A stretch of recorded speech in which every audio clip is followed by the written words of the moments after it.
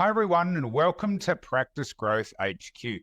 Now, today we're going to talk about something a bit different. I'm calling this leadership blind spots. You're a leader, that doesn't, and which is great, but does that mean that there aren't areas that you just don't see? Are there things that maybe you're just not aware of that are causing challenges in your business? Do you feel like you get to the end of the day and you've been firefighting the whole day, you're completely depleted, and the impact of that is that your dreams take a back seat? This is not what we want. We don't want to have leadership blind spots. And the perfect person to talk about this is my guest today, Marybeth Gregg.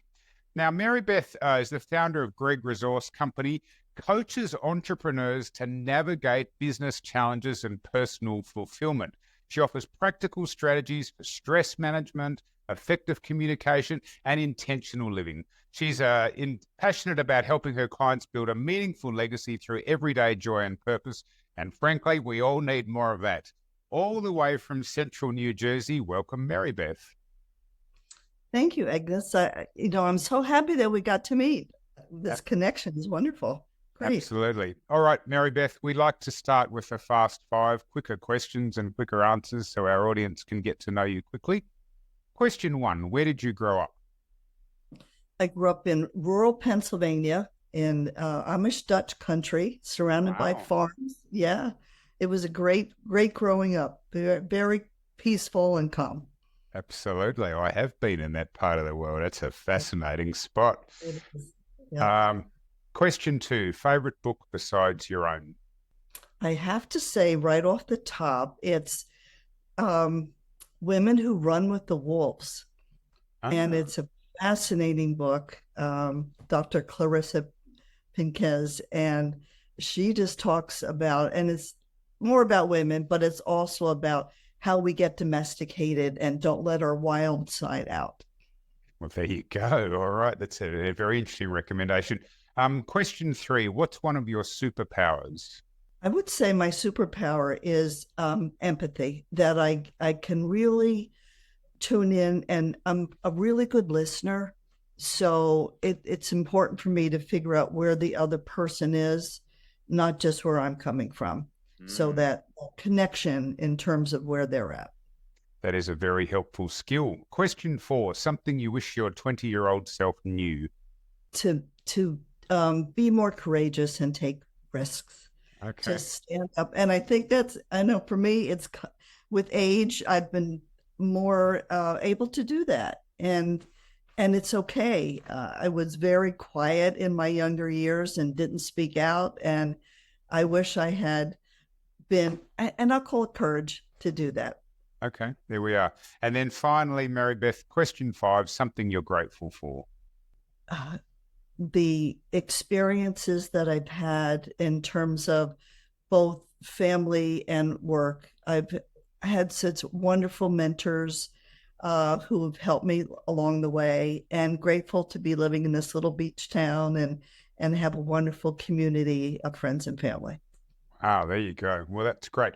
All right. Well, let's get on to our main topic for today about leadership blind spots.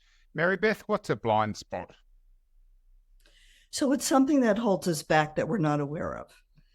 And, I think as leaders, we're so focused, on our business, our practice, whatever that is, that we're getting through the day. We're on autopilot, hamster wheels, and we're not thinking about the impact on other people. And I think that's really a big one.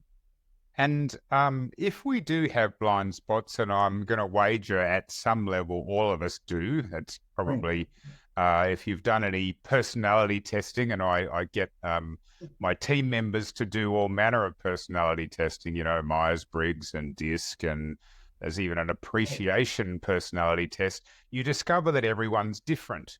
What are the implications of these blind spots? We miss out on a lot, both personally and in business. For example, if I'm working with a leader who's fairly aggressive, doesn't listen, is always telling other people what to do, cuts them off when they're speaking, that shuts the other person down. It also has the effect on, they withhold, right? Why should I do more than I'm expected in my job? I'm not going the extra mile because I'm not appreciated. I'm not valued. I think that's an example of a big one. Mm. I believe it was Steve Martin who said, every single person you meet knows something you don't know. Mm. And I think in the example, even for someone that you're working with for some time, it is, maybe a little bit scary when you realize you've worked with someone for a couple of years and they tell you something relatively major. And you're like, really? I didn't know that, for example, you're a photographer in your spare time, or you're a, downhill skier or whatever it is. And I can definitely see how that can happen. So let's just talk about some other common blind spots, and then we'll get into what do we do about it. You've spoken about the kind of high D directive boss, who's always wanting to, almost the kind of sergeant major type. You do Right. that, you do that, you do that, but they don't listen too often. What are some other, some of the listeners are going, oh, come on, guys, that's not me. I'm a very Right. Right. compassionate leader. I love my people. What are some other blind spots? I think another big one, Angus, is that they need to do it all themselves, and they're not. And it comes across as, well, I know how to do this, you don't, and that's a matter of trust. And it's also when a leader doesn't develop people. That's one of the biggest things that's so important. Certainly in the U.S., that's one of the major reasons why people leave, is because they're not valued, appreciated, or developed. And business, someone in business, an owner, if they feel they have to do it all themselves, we talk about being depleted or drained. That's a big one. And it's really not good for their people, because gosh, we all have so much in this to be developed and to work together. And when that leader is just doing, I'm going to do it all myself, again, that shuts people down. Yeah, it's interesting you say that. I would have to say that when I look at kind of larger practices and, therefore we would argue more successful practice, this is Practice Growth HQ. People are Mhm. here to learn how to grow their practice. The one thing I notice about larger practices is that the leaders have got really good people working for them, and it didn't happen by accident. We had a previous guest on the show, a vet who happens to be my brother, and his practice won the small animal vet practice of the year in Australia, like a national award. And one of the things that he said was they had every member of the team, being upskilled so they could do more and more and more, much less of this kind of, gophers we used to talk about, Mary Beth, Right, get a gopher to go for that and go for that. But right, right. actually developing the whole team's a really big one. The other one I wanted to, you mentioned about doing it all themselves. Now, um, there's a mindset there, isn't there? It's like, oh gosh, yes, I could get someone to do it, but honestly, it'd just be faster if I did it myself. Tell us about that. So I was working with someone. Uh, he was in a high sales capacity and a country manager, um, and he was promoted to take a bigger role. So I was doing some leadership coaching with him, and his biggest thing was, I have to do this all myself, and it was so much stress on him. The team was distant, and this was new for him. This was a really big job, and we worked together about letting go. And that was a real aha for him, that he was able to let go, trust his people, and they blossomed. And it like within 6 months, there was such a positive impact on sales, because they were able to give more than he initially allowed them to do. So, and it's kind of a little bit counterintuitive in terms of, oh, but I know better, I have more experience. But it's not, because there's so much potential in people, and to let it out, it just is, it's almost magic. Yeah, yeah. I've heard the expression 80% done by others is 100% awesome. Mm. There is a point, and look, healthcare professionals, many of them are have got a bit of a perfectionist streak. That's what makes them great at their job, Right, As, right, as as patients, we don't really want a laissez-faire approach from our healthcare right, professionals. right, right. Hey, Yeah, Angus, I've never done that brain surgery before, but I'll give it a go. yeah, right. Um, but that idea that, well, if I can get someone to do this and they do it sort of 80% to the level that I do, firstly, I would say to you listeners, quite honestly, at some point that was you. Like at some point, Absolutely. this 80% that you're getting from a team member is the equivalent to what maybe you were doing it at, a couple of years ago or whatever. But it does free you. Like if you've got aspirations of growth, what you don't want to be is the bottleneck. And if you feel like you've got to do everything, I would tell you, quite frankly, you won't grow as fast. It's as simple as that. Absolutely. All right, Mary Beth. So we've talked about, I've got a few that I've written down here. We've got, doing it all ourselves, developing people, or not developing people, not listening to people. How do we identify our blind spots and how do we overcome them? So one of the things is, and it's really a big thing, is self-awareness, and that is taking a step back and really understanding what brings us fulfillment, satisfaction, joy, right? What depletes us. I have a little, I mentioned before that I'm a very practical person. I've learned that in all the work that I've done and in the companies that I've worked for. And so I like to give the people that I work with some little practical tips. And this is a really kind of a fun but powerful exercise. So you make 3 circles, happy faces. So one is a happy face, one is neutral, and one's not so happy face. And so you think about the happy face and just write down what does bring you joy, what does bring you satisfaction, what makes it easy, right? And write down those things. And they could be, part of the work that you do, or maybe I love working with my clients, I love working with my staff, whatever that is. The next one is neutral, and it could be like, oh, it's paperwork, I have to do it, it's okay. Mm-hmm. The third one, the one that depletes, is something to really, really pay attention to. So that could be, the paperwork is driving me crazy, right?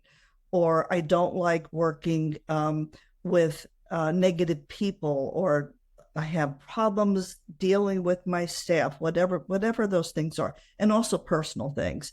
And take a real hard look at that, because what you want to do, especially on the negative side, is figure out where that comes from, why is that, and what's my action to change that. Because when we identify, self-aware, and then have a plan to change that, that brings us out of that space, because that's what's draining, that's what depletes us. And when we keep going over and over and over those things and doing it every day, the hamster wheel, right? We can't get off it. And how to do that. So that's identification. That's the first thing. And then in that plan, think about who can help me do this? Where else could I? It could be a coach. It could be, having you and your expertise come in and really help analyze what's going on. That goes back to, we don't have to do it all ourselves, but we don't have to stay there. We don't have to stay there in that space. That's just, it depletes us and takes away our joy. Because I really feel, because, that's the work I do as well, that we're really here to make an impact and to be happy. I finished a book for a book club last night, and it was called The Power of Fun. And it was like, oh my goodness, and it's how to feel alive again. And a lot of times we don't bring fun and playfulness into our lives and into our business. And one of the things, and going back in terms of how we do this, is to take a hard look, right, at our space where people come in, where our clients come in. Do they feel welcome. I come into a space, am I welcomed, or am I just like, just have a seat, we'll get to you? Yeah. And I know this is an example because I know you have a lot of dental practice is in your clientele. Where I go, it's amazing. So I'll go in, they immediately look up, right? Eye contact. Yeah. And no matter what they're doing, oh, give me a big smile. And right away, some of my anxiety, goes down. I think you said like 50% of people in Australia are afraid to go to the dentist. It's Well, true. that helps, right? That helps.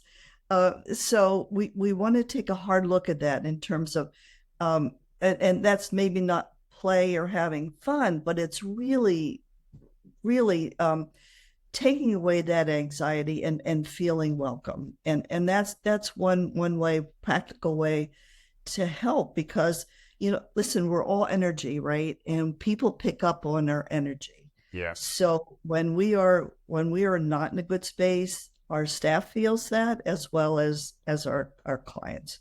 Yeah. It's something.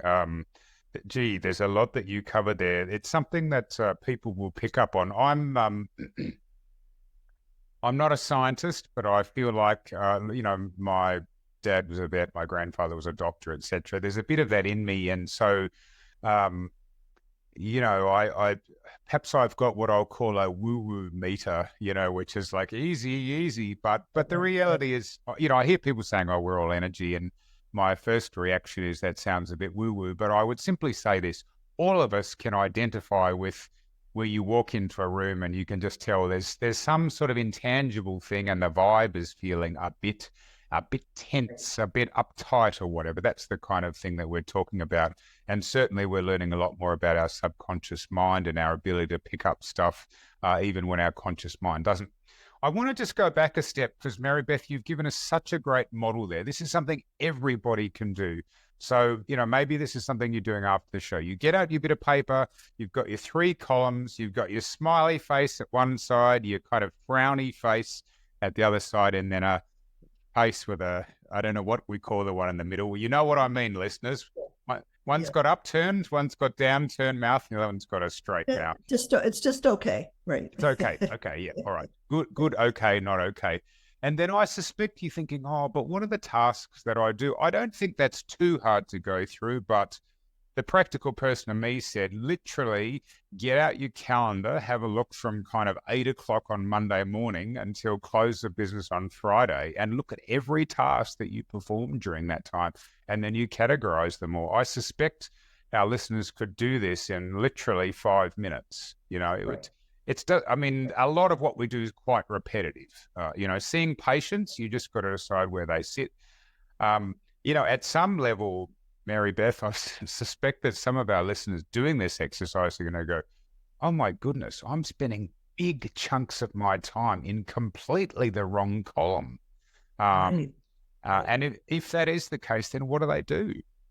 Well, it's taking a really, again, a really hard look. And I think that goes back to the self-awareness. And it's like the why, right? You talk about, you talked about in one of your Marketing Mondays, the mission, right? That people need to know the mission, why they're doing this, why they're in business. And not being on a wall. I think you said it's got to be in here, and it's got to be in their hearts. So if they're spending all this time on the negative areas, does that really make sense in terms of why they're in business, right? Why they're doing what they're doing? And if not, it's like, okay, what can I do about this? Do I need better processes, right? Do I need a better system? Do I need different kind of staff to help me? So again, just into analysis. I'm big on problem solving. Like we can wallow in like the negative, but it's like, it doesn't help. Let's go to problem solve. And that's where something comes in that I use a lot. I call it the power of questions. Why am I feeling this way? How can I do this better? How else can I feel? What else can I do? So it gets us into creative mode, into Mm, problem. uh, And I think that's a really it's I would say not easy, right? In terms of if you ask yourself the right questions, you're going to come up with answers. Just can you give us those questions again? The first one Sure. is you said why am I feeling this way? Why am I feeling this way? And Right. then the next one, Is how else can I feel? ah, Versus I love it. frustrated or aggravated. Yeah. Uh, the next one is what else can I do? What other Mm, choices do I have? mm.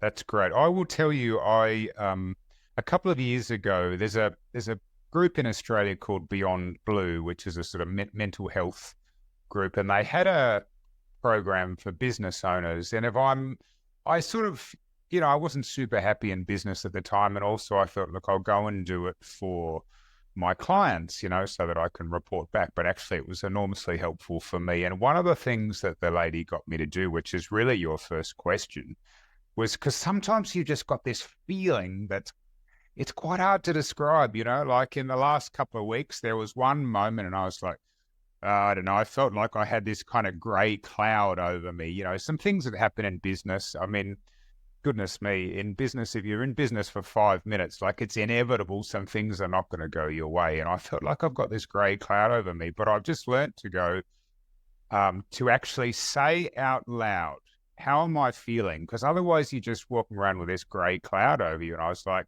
well, I'm frustrated about and it's quite it's quite therapeutic to do that. But what I didn't know was your next questions. How else can I feel? Which is a great question. Start to get your mind to think about the possibilities, and then what other choices have I got?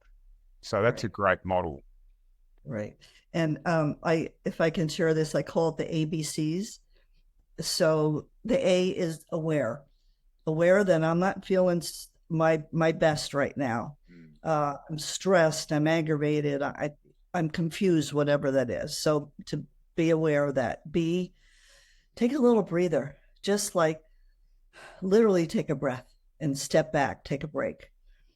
And C is get curious through those questions, and then you get to create different choices and different options. And that's where we get powerful, right? We get intentional in our living, in our decisions, when we get to Mm. create something different.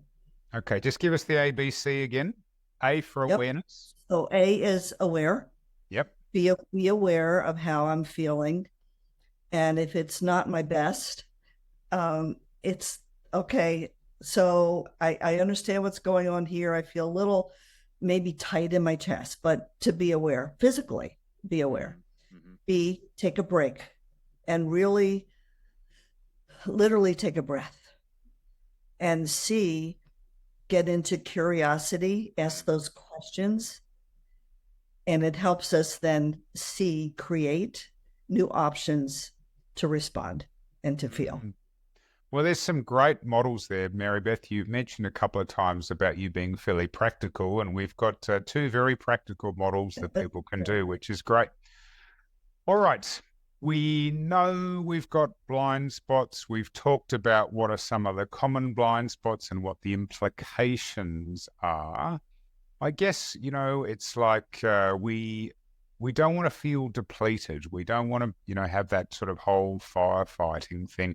What are some other practical things that the listeners can do to, make sure that they're not, experiencing these blind spots and that they're able to help them to grow their practice?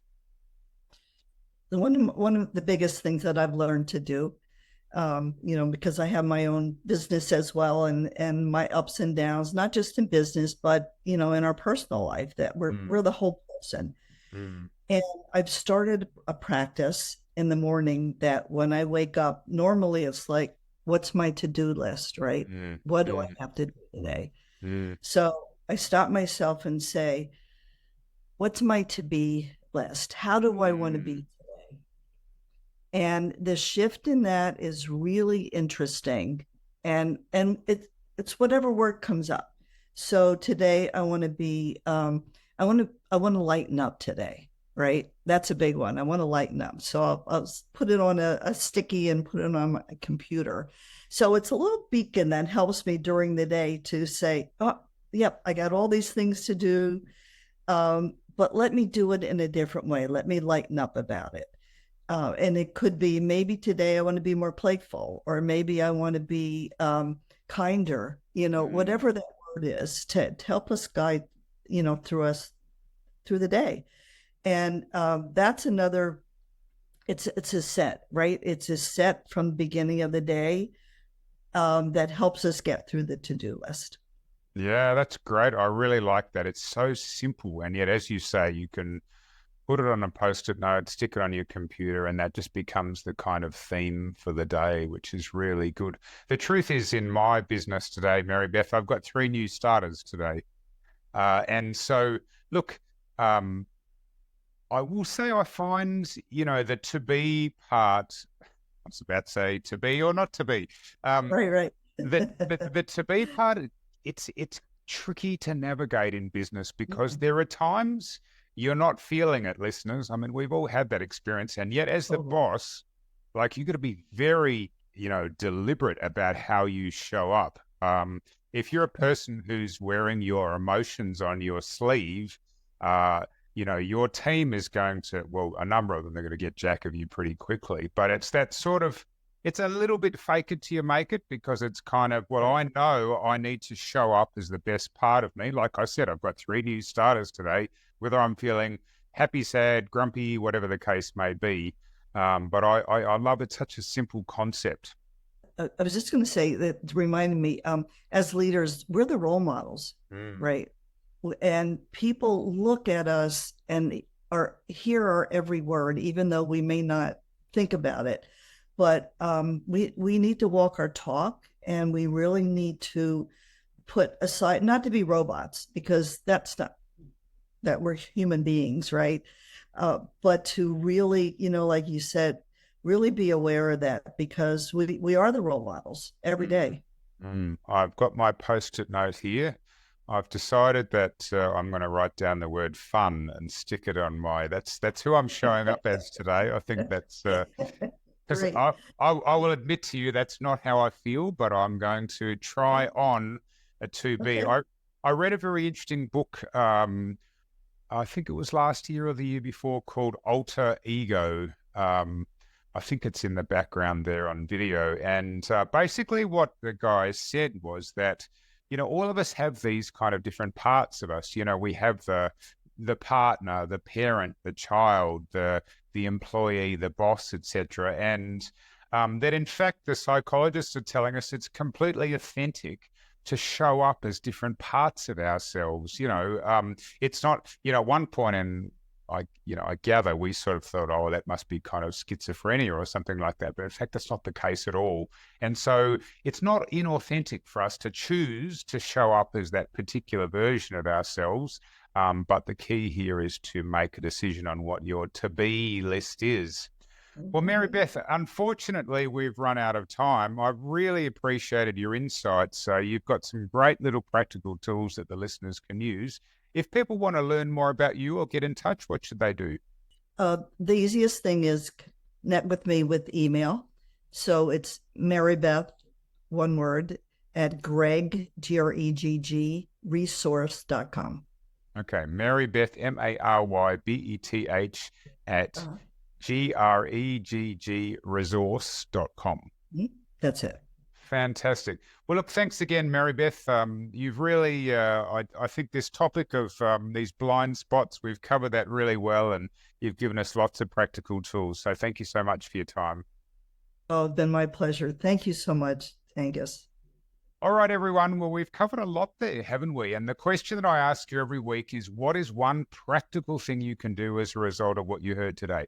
Make sure you go and do that before you go on to the next thing. Finally, if you got some value from our time together, then please go and leave us a lovely review to give us the encouragement to bring us more great content every week on Practice Growth HQ.